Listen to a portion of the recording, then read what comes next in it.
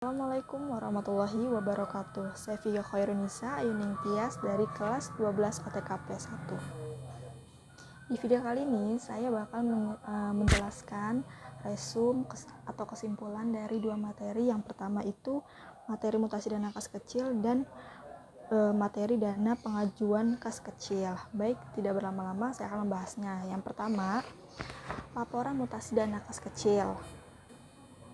Apa sih itu laporan mutasi dana kas kecil? Laporan mutasi dana kas kecil adalah suatu bentuk laporan pertanggungjawaban atas penggunaan dana kas kecil.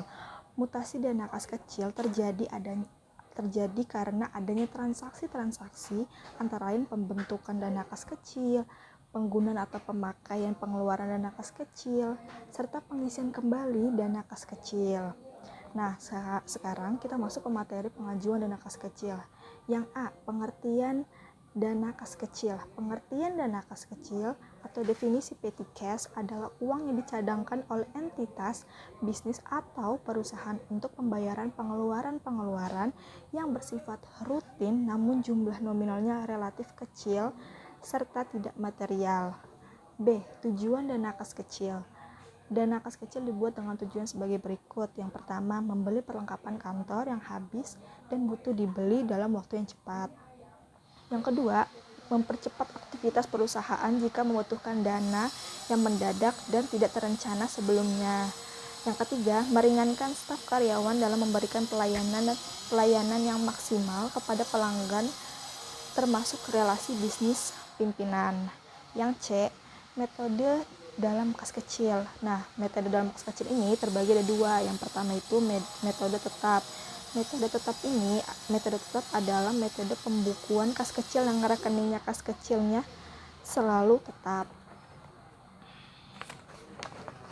Sedangkan yang kedua itu sebaliknya, metode fluktuasi. Metode fluktuasi adalah metode pengisian dan pengendalian kas kecil yang jumlah kas kecilnya akan selalu berubah-ubah sesuai dengan kebutuhan. Nah, yang D atau yang terakhir, pengajuan dana kas kecil oleh sekretaris. Nah, yang pertama itu staf administrasi kantor atau sekretaris membuat permohonan pengisian dana kas kecil kepada bagian keuangan atau bendahara perusahaan dengan melampirkan pembukuan kas kecil bulan sebelumnya yang telah disetujui oleh pimpinan. Yang kedua, jika permohonan disetujui, pegawai administrasi kantor atau sekretaris menerima dana pengisian dana kas kecil dari bendahara perusahaan berupa uang tunai atau cek.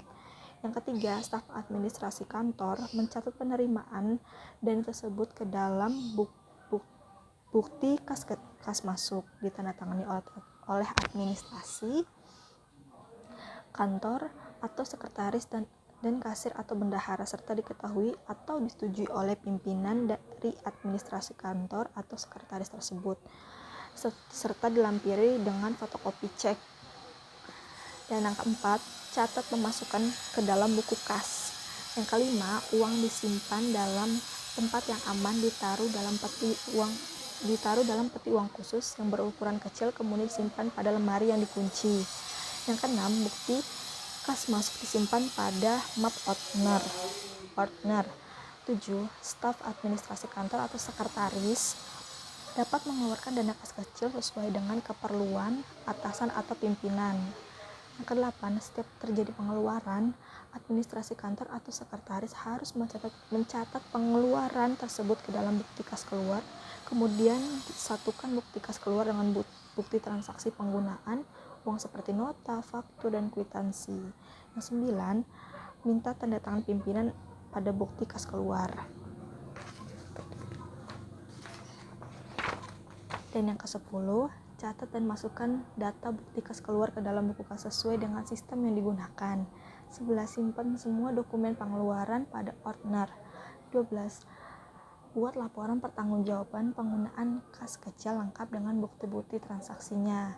Nah, kurang lebihnya seperti itu resum yang saya simpulkan atau materi yang saya simpulkan. Kurang lebih saya mohon maaf. Wassalamualaikum warahmatullahi wabarakatuh.